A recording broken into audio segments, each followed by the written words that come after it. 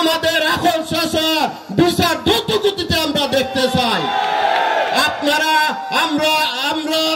আমরা দেখে যেতে চাই এখন চাচাকে এইভাবে কেন হত্যা করা হইলো এবং কেন হত্যা করা হইলো, ওইটার বিচার আমরা আজকে ব্যারিস্টার সাইদুল এবং আপনাদের সবচেয়ে মনের মানুষ সৈয়দ ব্যারিস্টার সাইদুল হক সুমন উপস্থিত, সভাপতি উপস্থিত, বিশেষ অতিথিবৃন্দ উপস্থিত, আগত বিভিন্ন এলাকা হইতে সুধীবৃন্দ, আসসালামু আলাইকুম।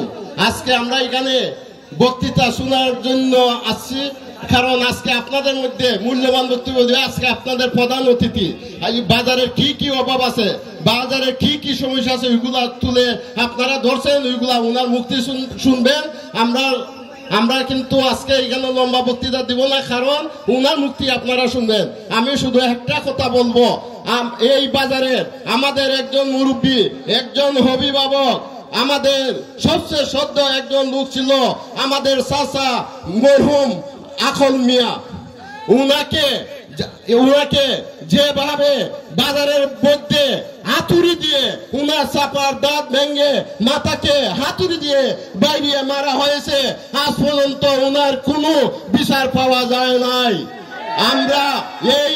আজকে আমরা বিচারক পেয়েছি, ব্যারিস্টার একজন বিচারক, ব্যারিস্টার একজন সংসদ সদস্য, আজকে ব্যারিস্টার একজন সারা বাংলাদেশের আলোড়ন সৃষ্টিকারী। উনার মাধ্যমে আমরা একটি দাবি করব, আমাদের এখন চাচা বিচার দ্রুত গতিতে আমরা দেখতে চাই। আমরা দেখে যেতে চাই এখন চাচাকে এইভাবে কেন হত্যা করা হইলো এবং কেন হত্যা করা হইলো, ওইটার বিচার আমরা আজকে ব্যারিস্টার সাইদুল হক সুমন এমপি মহোদয়ের কাছে আমরা জোর দাবি রইল। আর আমি আরেকটা কথা বলে আমি শেষ করে দিব। আপনারা জানেন আমরা সবাইকে যদি মেরে ফেলে আমরা কোনো বিচার পাবো না। আপনারা জানেন কিছুদিন আগে আমাদের ব্যারিস্টার সুমনকে হত্যা করার জন্য যে পরিকল্পনা করা হয়েছিল এবং করা হইতেছে, এখন পর্যন্ত আমরা কিন্তু সঠিক কোনো তথ্য পাই নাই। ওইটার জন্য আমরা সঠিক তথ্য পাওয়ার জন্য আমরা অপেক্ষায় রইলাম। আমরা কিন্তু রাজপথ ছাড়ি নাই, সুয়ারঘাটের পথ ছাড়ি নাই, আমরা কিন্তু আবারও নামবো যতক্ষণ পর্যন্ত আমাদের ব্যারিস্টার সুমনের মূল হত্যাকারীকে যদি না মিলে আমরা ছাড় দিব না। আপনারা মানুষ আকল চাচা কি করছিল, ওনাকে মারলেন আপনারা। ব্যারিস্টার সুমন আপনারা কি ক্ষতি করতেছে, আপনি ওনাকে মারার জন্য প্রস্তুত? আপনারা কেন মারতেন উনাকে?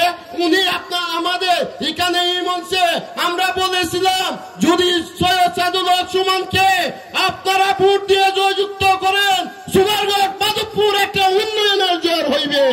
আমরা এখানে প্রথম ইশতেহার ছিল মরা গাঙ্গে জিতা করবে, এই মরা গাঙ্গের উপরে আজকে বিস্ফোট চলে।